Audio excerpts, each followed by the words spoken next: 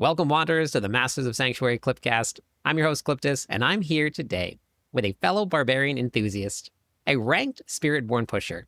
From never playing an ARPG to creating her own builds, this is Violet. Violet, welcome to the podcast. Hi, Cliptus. Thank you so much for having me. Very excited about this. Let everybody get to know you. Tell me a little bit about yourself. What got you into gaming? And then give me the story that led you from gaming to Diablo 4. I'm definitely probably not like most of the other people on here who have probably been gaming their entire lives and have been on consoles and everything like that. My relationship with video games is really mostly in the arcades. So when I think it was 2023, I'm a huge Harry Potter fan. Nice. And Okay. Hogwarts Legacy came out, and I was so excited. So that is literally why I got a PlayStation 5. And one of my friends, she works for a gaming company, and she told me about Twitch. And she's like, that would be really cool for you to stream this on Twitch. I had never heard of Twitch in my life. And so that's pretty much how I started gaming regularly, I would say, and definitely becoming more familiar with even using a console. Right. So that was your first console? It was my first console. I mean, I think I remember playing on a PlayStation 2, like at someone's house before, but it was, I mean, that was years ago. So I hadn't touched a console since the PlayStation 2. And I don't even remember that one. Wow, that's So awesome. it was really foreign. It was really foreign to me. And that controller itself, I had to learn how to use the controller. I had no idea what all these buttons were. I felt so stupid. But everyone's pretty nice about it, teaching me how to use the controller. Well, that's Yeah. awesome. So what brought you from Harry Potter to the world of Diablo 4? So my best friend, one day he has an Xbox, and I was at his place, and he goes, he, oh my gosh, I hope they're not going to get really mad. He says, I'm not that great at video games, and basically neither are you. And he goes, but I just found this game. It's called Diablo 4. And I'm playing this class called the Barbarian. And he's like, I usually never play a male character in a game. I didn't even know, I don't even know what he's talking about. So apparently I didn't even know that male gamers tend to choose like a female skin or cosmetic or whatever when they play these games. I didn't even know that. And he said, yes, I usually play a female, but for this class, I really wanted to play a male barbarian. And he said it was really fun, and he thought I could handle it. Okay. So I was Clearly like, you can. okay. Yep. So I did, and I killed my first boss, and I was like, oh my gosh, I actually did this on my own, and it was like insane for me. And but this was right before I was leaving for Europe for like a month. So that's why I know the date of when I started D4, because I came back from Europe and literally started playing it on August the 16th, 2023. Nice. And I literally have been hooked ever since. And it's pretty much like the only game I play, I would say 99%. I did dabble in Diablo 3 right before the last season because of the return of Belial. Um, and I did really enjoy Diablo 3 actually. So then I kind of understood some of the sounds on your stream clip does. Got it. That makes a lot more Because sense. I didn't know who that was until I played Diablo 3. So That that was cool. Like all the connections and the storyline really actually added a lot more you know, perspective and backstory to the game for me. that But is yes, awesome. So you're, very been hooked since. Yeah, I played every season. so you're coming up on your 2-year anniversary pretty soon for Diablo. Uh, yeah, actually today is my 2-year Twitch affiliate anniversary. Oh, well, congratulations. Well, while we're recording this, everybody, 2-year Yeah, anniversary. That's a really big one. That's awesome. yeah. So I already spoiled what your favorite class was. We talked about the Barbarian. What Yeah. what made you pick that class? It was your friend, but obviously you had to say, okay, I'm going to pick this class that your friend was playing.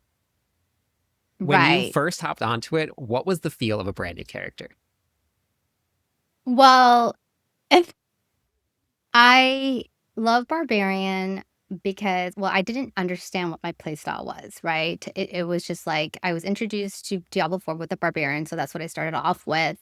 And basically, what I realized later, my playstyle is a melee. That I love to just go into the crowd and just smash and kill demons and just slay demons. And Nice. Me too. I just want to go in there and destroy Yep. is what I realized. I didn't want to hang back. I didn't want to calculate. I didn't want to sit there and time something and be strategic. I just would literally just run into the room and just start killing stuff, right? My favorite. And My favorite thing to and do. and I do have a funny story with that one because I didn't know what I was doing. It literally took me 2 months to reach 100. Yep. It took me 2 months, and that probably sounds ridiculous to everyone It now, actually but doesn't. that was my first time playing Diablo 4. It took me 2 months to hit 100, and for me, it was a milestone. But I was learning the games, so that's why it took so long. But with each season, I would do it quicker and quicker and quicker, right? As I learned Right. and became more experienced. But I do remember maybe like I think it was season 2, there was a lady I was playing with, and she would be like, "Girl, why you keep running into there? I'm gonna call you Leroy Jenkins." And I'm like, "Who's Leroy Jenkins?" Because she's like, "Do you not understand you are the weakest link in this group?" Oh Because we my would always play gosh. in groups of 4, right? Because that's like the best part of Diablo 4 is like playing with your friends. I So I agree. would always be in a full party, whether it's off stream or on stream. And everyone was better than me and everyone already knew how to play, but it didn't matter that I didn't know what I was doing. I just wanted to just jump in there and start smashing things. So so so then yeah, I had to Google it and look up Leroy Jenkins from WoW, and I was like, "Oh my gosh, she's pretty spot on with that." That is awesome. I love that clip. I actually went to BlizzCon, I believe, that year. Oh, very Yeah. nice. Love the Tumblr. That's awesome. Yes. So, You talked a yeah, I little got that about. from. No, go ahead. Yeah, where'd you get it from? Oh, I got it for my birthday earlier this year. That's awesome. Where did you get it from? Oh, my mom got it for me actually. That is so cool. Yeah. I love it. And you got the Diablo 4 t-shirt on. You were repping Yes. everything Diablo. Yes. Back in season 1, you said that it took Okay. you 2 months to hit level 100, which was the max Yeah. level then. There's a lot of people that are probably One going to be. 100. Yeah, Yeah. 100. Yeah. Yeah, 100. It was level 100 for season after season, and then they dropped it down to 60. There were a lot of people that would never even hit level 100 within one season. Wow. They played all the time, they played every day, but the leveling process was so much different compared to what it is now. Yeah. Do you Yeah. hear the dogs? It's so so taking 2 months to hit level 100 is definitely not slow. Like there were it was a very long grind. It really was. It was a much different time in Diablo. well, I When think the 300 grind is pretty brutal. it is very brutal, yes. No, I 100% agree. When you Yeah. started your journey into Diablo 4, Yes. after you learned the game a little bit, how Mhm. did you pick your builds? Well, there were a few websites. So a lot of people would say, a lot of people that were, the Diablo community is very welcoming, very helpful for the most part overall. So there were a few websites that people recommended for me to follow a build. They said, since you're new, it's probably going to be much easier for you to just pick a build from a website. And like some of the well-known ones would be Mobalytics and Maxroll. I think were the two. There were some other ones I checked out that people said, no, no, don't really do those. But I think mostly between those two websites, I would go there to look up the builds. Well, that's cool. So I know this about you, but not everybody knows this. Just recently, you have started branching out into making your own builds. At what point Yeah. did you feel confident enough going from following build guides to starting to create your own builds? And what did you do to approach that? Well, it was never my intention to ever do my own builds. I was fine just, looking up whatever was meta that season, and following that. I do mostly play Barbarian, but, with the expansion of Vessel of Hatred with the Spiritborn, I've played that class extensively as well. Um, so what happened last season, I was approached by another streamer, the X Pan X, about doing a sorcerer build challenge. So that is really why I started looking into it and doing my research. So starting last season, since I was playing I did Barbarian. Last season was the first time I even did leaderboards. So I did Barbarian and Spiritborn for the leaderboards. But I always liked the underdog class, so Spiritborn was very underdog. So I basically learned it last season. At the end of the last season, I think I went to D4 Builds to create my own and walk through the process of what sounds cool to me for Yeah. Spiritborn. And I Okay. ended up creating a Razor Wing build. And I knew the next season was going to have boss powers and it was going to be completely different. So I knew this build I was making wasn't really going to relate to anything in the next season. But it was the whole process of what sounds cool to me. That's very And at important, that time, honestly. I Yep. was looking at the gear. I was looking at the new gear that was coming out and everything. So I was like, well, I think this one sounds pretty cool. So then I just went through the process of picking out the gear first, actually, and what aspects it has and what gems or we just kind of didn't know what was going to happen next season. But the whole thing of going through that and going through the skill tree and actually really looking at the Paragon boards for the first time instead of just following it was the process that I went through last season. So that basically was my preparation to take this season more seriously to make my own Sork build. So initially everyone was really hyped about the new home, and we initially were going to do ice shards. And I think people started to realize maybe that wasn't going to be the most powerful. So our challenge ended up morphing, I guess, with a little bit more flexibility into it. What So was your people, challenge? at first it was going to be like an ice shards challenge that we were all going to make our own version. I think Okay. it was about 4 of us doing Cool. it.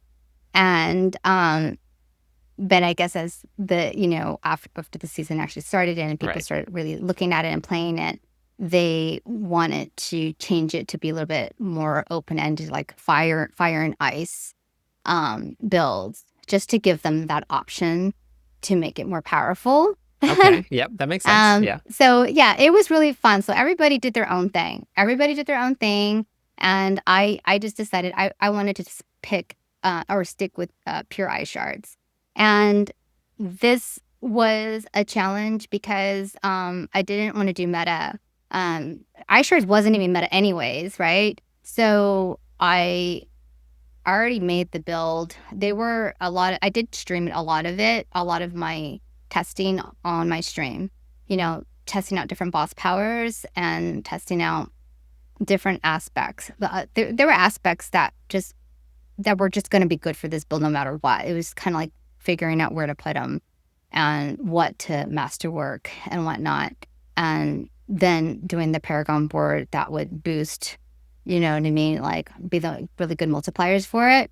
So that was really cool actually. It was a lot Yeah. of fun It's doing a the lot of fun testing. doing that. Yeah. I love And testing.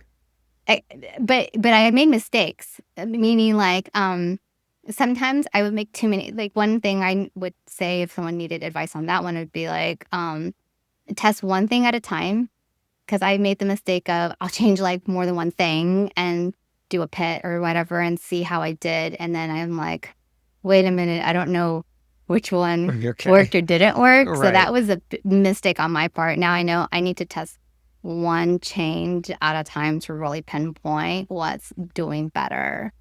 But yes, that's essentially how that happened, and I'm really proud of the ice shards build I did. I'm trying to remember, but I did get it to clear in the 90s. I don't remember if I got it to clear in the hundreds, but I I mean, that's still impressive, though. yeah, and I did stream, and we ended up doing a co-stream for that one, and That's yeah, very cool.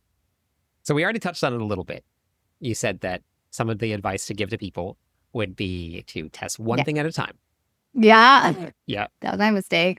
If you can give anybody that wants to start creating their own builds a couple more tips, things that you ran into that you would do differently, what would those tips be before they jumped into build creation? I guess, in my opinion, I think the player, maybe for other people, they're more experienced, so they would already know this. But I guess if someone's pretty new, I would say really ask yourself, what is your play style? I think is super important on deciding what build you want to use, because some obviously need more calculation and more timing. And like do you want to be up close? Do you want to be far away? Um, you know, are you going to sit there and count your stacks? Are you going to time stuff? Are you going to time your cooldown? Like what kind of Right. player are you? And then when you go with that, I think that will help a lot in choosing, how you want to do your build or which build to pick. And then also what brings you the most joy. That's a big Uh, one. so I bring that up because Rob, obviously, you just did a interview with Rob, and I know this about Rob ever since I started D4. All people would ever tell me is like, since I play Barbarian, like, oh, check out Rob's build. He's all about dealing like the ultimate amount of damage. Hmm. So, and then I really enjoyed watching his interview with you. And he confirmed it again. It's no secret. He's Yep. all about the damage. And he brought up another good thing. That's like he said, he brought up damage and speed. Those were his two things, right? So I just know for myself and like other players that play Diablo 4, we all have something that kind of like brings us more joy. Like I have friends who mobility, just like Rob, is a huge thing. Like they maybe they'll look at a build, right? But if the build doesn't focus on mobility, they will modify it for their play style Right. because that mobility makes them happy, like in the game. Yes. So I would say, yes, go ahead and if you want to follow a build, but definitely know what your play style is, and then also feel free to modify it to your play style and to what brings you the most fun in the game, because that's at the end of the day, that's what it's all about, is just having fun. Yep. And this is honestly a really great message to get out there. No matter what we're talking about, no matter what it is, we're gaming, and gaming's supposed to be fun.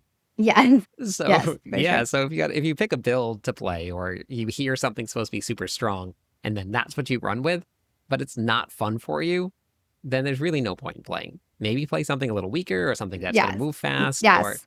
I That would, has happened to yeah, me. Like right. I did like the blood necro last season, which was super powerful, but I wasn't feeling the joy from it. But that's just me, and it was a very powerful build. Yeah. But it's a really good point. Play a weaker build sometimes if it's a lot more fun.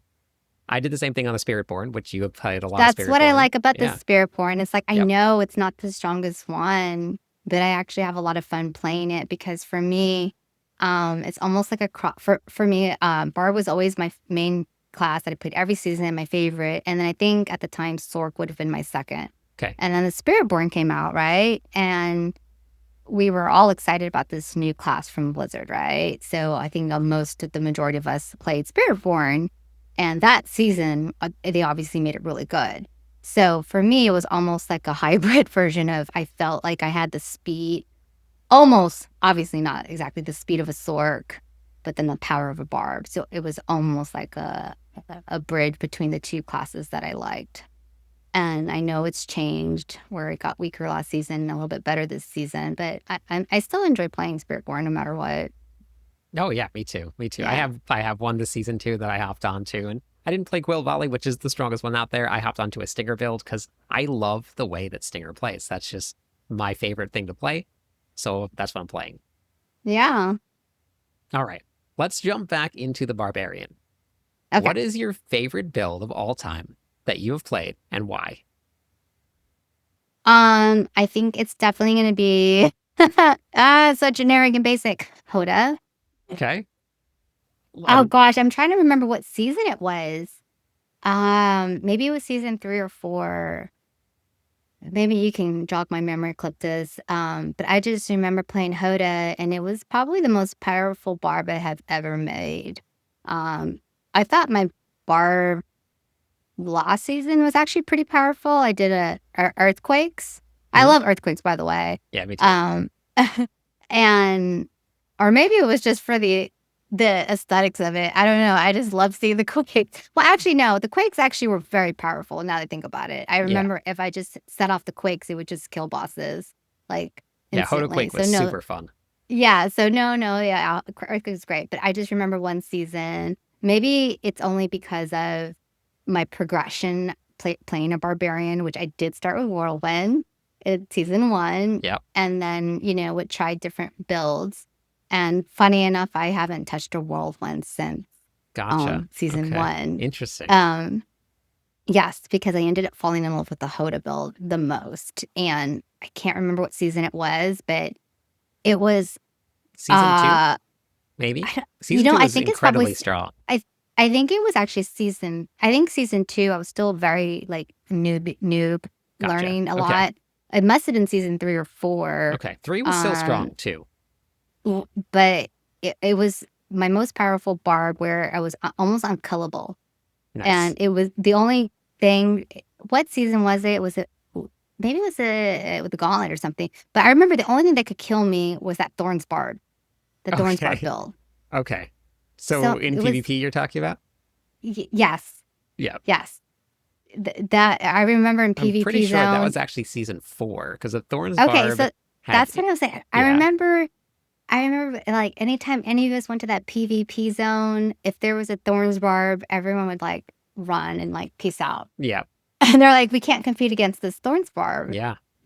So other than that was my most powerful barb because she could just sit there, right, on the screen, and I could just like let her sit there and she wouldn't die. Yeah, it was awesome. So that's why I think that's my favorite of all time. That makes a lot of sense. Yeah. So that Thorns Barb to be that tanky was super cool. Yeah, it's super. I love high defense, high life builds.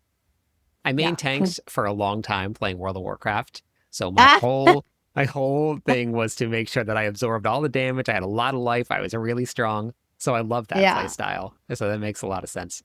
And that that Thorns Barb you're talking about had like 500,000 life. Yeah, I never played it. I never played it. I did because at that time, I didn't want to change. I didn't want to make another build. And I know things are different now that we have the armory, which is really great for anyone getting into Diablo 4 because now they can truly, test different things like we were talking about. If you want to do your own build or you want to modify a build, it's so much easier now that they have the armory when it's working. I think it does work this season. Yes. I know we had some bugs last season. Yeah. But yeah, no, it's a really great addition to the game. It allows people to not have to create so many characters. We were just talking about different seasons here.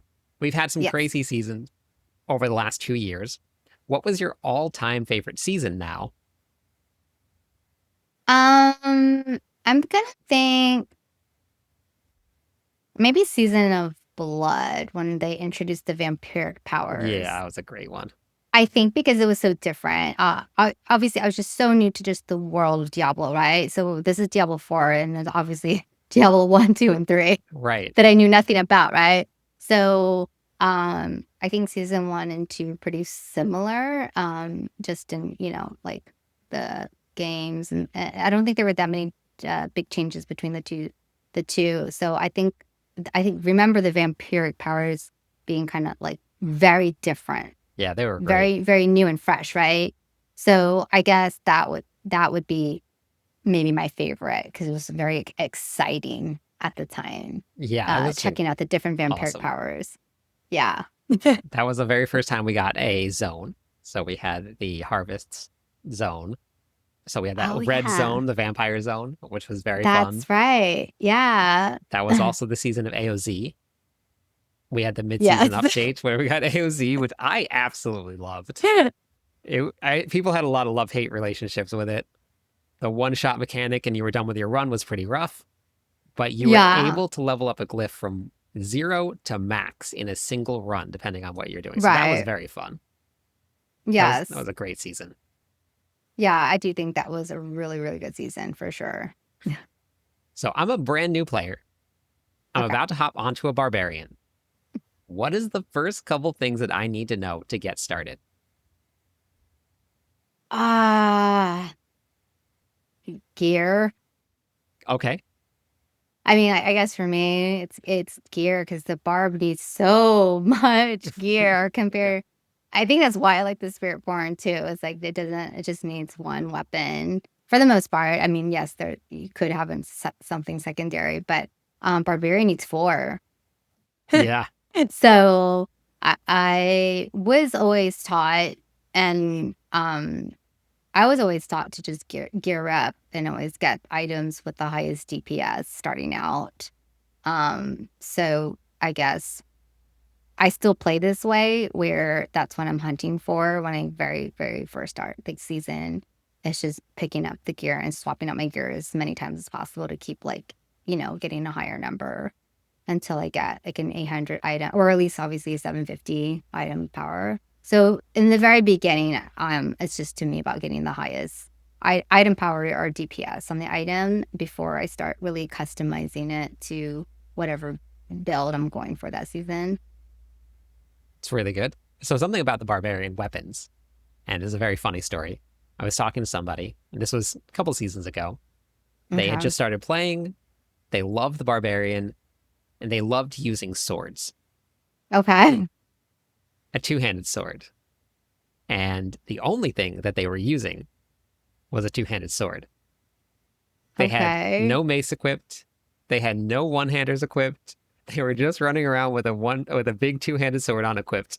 So they didn't even know that they could equip all four of the weapons at the same time. Oh, I thought they found like a cool build. I mean, like No, you can yeah, get credit, they might have figured out something crazy about yeah, just having one weapon. I don't know. yeah. No, they just thought that they had to pick whichever one they wanted to use, and they put on just the two-handed sword, and they missed out on all of the other stats. And they had been playing for months just Yeah. using one Well, sword. I mean, I, when you're picking your technique and you can level it to 10, Hmm. um, for me, almost every barb build is going to be the two-handed axe Yeah, expertise to 10, but there is, a lot of other weapons. I usually level all of them to 10, but I didn't do that in the beginning. right. I didn't know like, I would do the axe, because that would always be the one that it was the main one.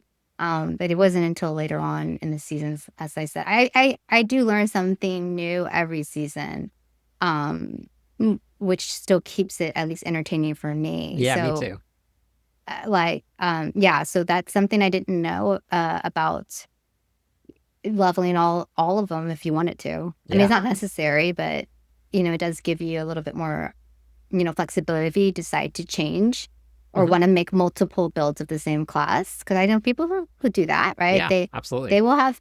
I'm sure you have different barbs, right? Because Yeah. you make builds, so I know you're making various versions of a barb. So that would be Yeah. useful. I made 12 barbarian builds this season. There you go. Yep. It's been a lot of them. A really great tip for anybody that's listening. We were just talking about your weapon expertise.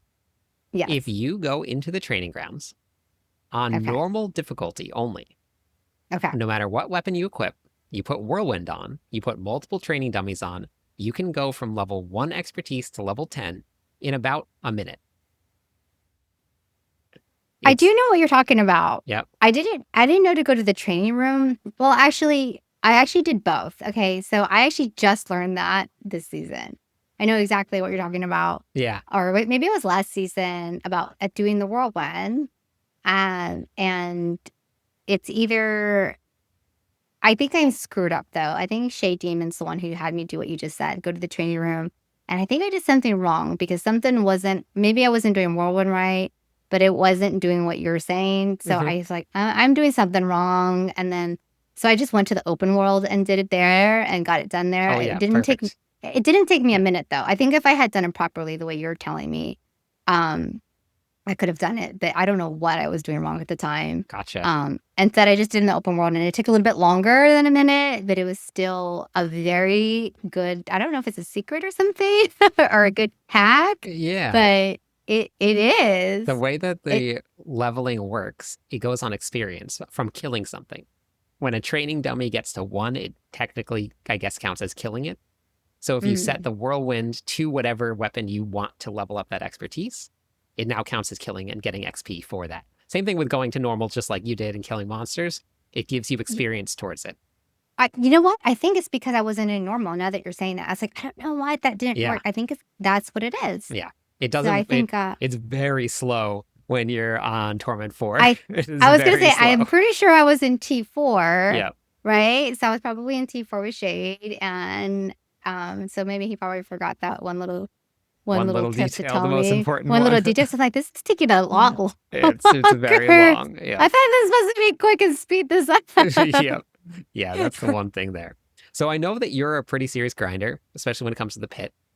How do you approach these big pit pushes that you plan on doing and getting onto the leaderboards?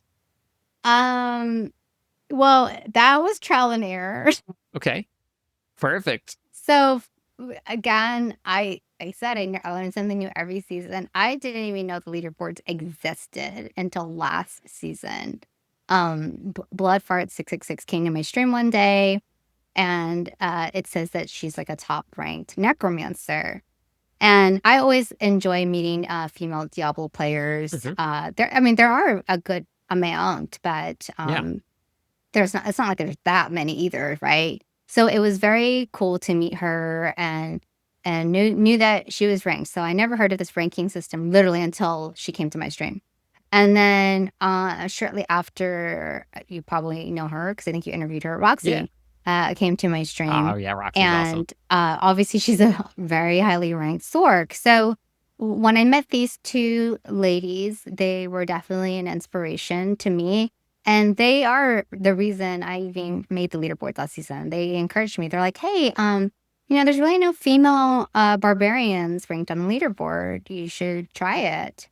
So I did. And last season was pretty crazy. There's a lot of people on there, but I think the best I got, it was like an 80 something, like a 82 or something like that on Barbarian. So I was proud of it for it being my first time doing it. And then after I did Barbarian, I did that Spiritborn, and I think my highest was like 22 for Spiritborn. Nice. Rank 22? And that was like, yeah. Yeah, that's great. I mean, I'm sure it's pushed down by now, but it's like when I first, would do my pit runs. Of course. Right. So I was like, oh, this is so cool. Yeah, that is really awesome. But then I got very frustrated and I wanted to smash my computer because the harder you push, obviously the harder it gets, right? Mm-hmm. And especially with the Spiritborn at the end of the season, again, this is me telling you this backstory because I didn't have a method or I didn't know what the heck I was doing. So I would be so mad because nothing made sense to me in the pits where maybe I'll clear a pit super fast and I'll get to this boss, but be beating this boss, just pounding this boss for 10 minutes and health would not go down. I'm like, what in the world? I just cleared this entire pit and nothing, this boss is taking 0 damage. Or it could be the polar opposite where, I don't know, it wasn't consistent. I don't know what it was about the pits last season. Mm-hmm. The boss's health wasn't, to me, it didn't make sense. So how I approach the pits this season is quite different than last season. So now I know not to waste my time. Last season, I would actually try to do the whole thing. Even if I knew I wasn't going to finish it, I would keep going and finish it. So now I know this season, if you're pit pushing, I'm looking at the clock now. I'm paying more attention. Everyone knows I suck at mapping, right? Okay. It's kind of my thing. But now I know to actually pay attention to the map for efficiency, and pay attention to the clock. Because if I am looking at the clock and I'm not far ahead, where I know I'll have at least 5 minutes with the boss, I know to just leave and ditch the pit. Okay, great advice. For it's like to save your hands the hassle, Yes. save your trouble. Just don't even bother. So that's one thing I would say is if you're gonna be pit pushing, just make sure you keep an eye on the clock. And if you don't have the time that you're gonna need to kill a boss, just ditch it and start over. Always make sure you have all your incense elixirs up though, because if you do that, you don't want to like run out in the middle of your next pit run. Right. And the other thing is now I have to be much more strategic in my pit runs. So last season, everyone knows that Violet gets lost. It's like, okay, this season I'm like, okay, I don't have time to get lost. I don't have time to get lost. And Right, then yep. I also don't have time to waste on monsters that are not going to push that bar further along. So now I actually target it to elites. And I have a vortex, well, just for this particular build that I've been running this season. So now I know to definitely just kind of like even pass up most of the mobs if there's not an elite in it. And that definitely helps to, buy me more time with the boss because they never know. Yeah. And that's the last thing with the boss too. It really depends on what boss you have at the end on clearing. Some are, lack of better words, easier than others. So sometimes if it's a boss that your build is not, it depends on what class you're playing, right? So if your class really isn't good against a certain boss, you should take, mental note of that or write it down. And then if you can't beat it or your class really isn't good against it, I would just ditch it also.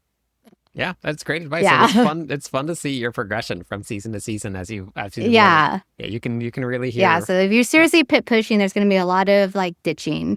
Is what I would say. It's like save yourself the hassle, the time, save your fingers and everything. And if it's not a good pit, just start over. Because I made that mistake last season of thinking I had to finish the entire thing, even though it was like hopeless. Yep. Oh yeah, 100%. I didn't know. Yeah. I had no idea. Yeah. That's an important one. So, with the expansion pack coming in 2026, do you have a wish list that you'd like to see? Oh, that's a really good question. Let's see. I would say maybe to fix the pits, right? Okay. I don't know. I've been tired. I feel like I'm seeing the same thing over and over and over and over. So it'd be nice for them to change up the pits and actually fix the maps. They're weird. Yeah. Even for someone like me who's like not known for mapping, I don't like the way that they're laid out. So it'd be nice if they modified the maps and some of the monsters in there with the damage reduction modifiers. Yeah, everybody's yeah. pain. Let's see. Oh gosh, maybe something with the masterworking, right? Oh, I think all of us get really angry when we break an item and there's like no way to get out of it. I mean, they have the scroll, but still, I don't know. I don't know what the right answer on that one is, but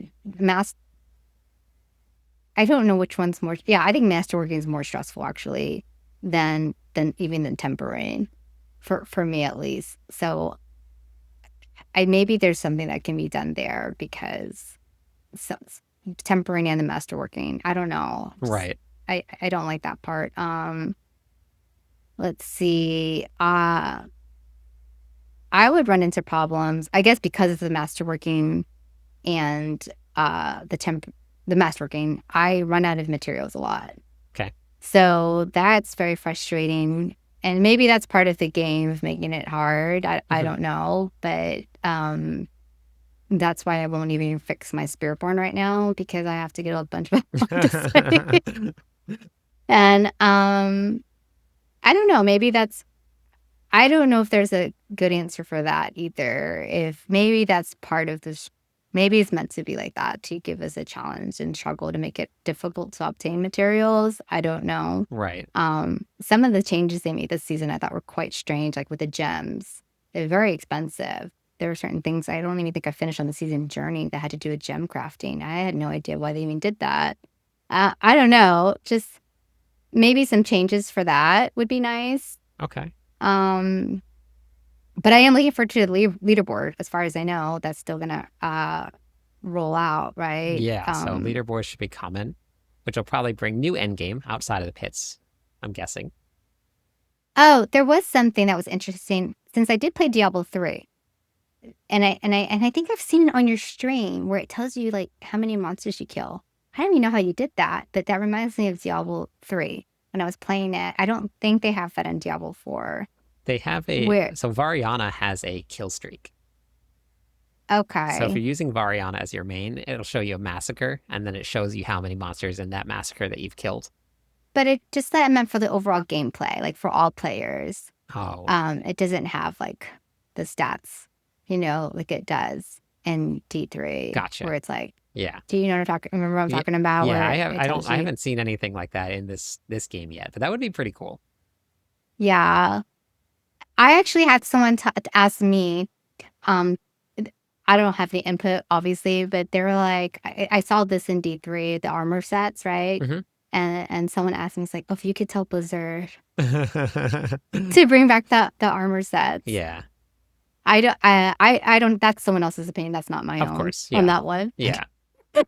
For me, for sets, because it comes up a lot, it feels like we're already pretty locked in with mythics as part of the sets. And then if we bring in set piece of gear, in order to make set pieces of gear relevant and valuable, they have to basically be stronger than everything else that's out there, which means you're kind of pigeonholed. So unless they do it really, really, really carefully, I think sets would be a really bad idea for the game. But I don't know.